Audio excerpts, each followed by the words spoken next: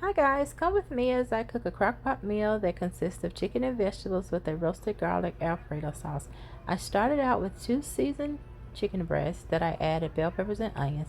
I slow cooked my chicken breasts for about an hour and a half. After my chicken breasts were done, I removed them and I added my vegetables.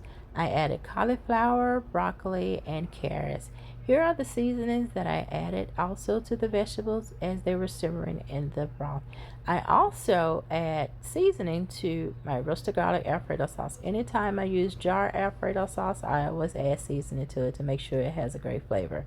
I cut up my chicken breast and I am preparing it to add it back to the vegetables and the Alfredo sauce. And here's the finished product. I also added some shredded Parmesan cheese on top. Oh my gosh, it is smelling so good and it is time to dig in and I cannot wait to taste it. As always, thanks for watching. Bye.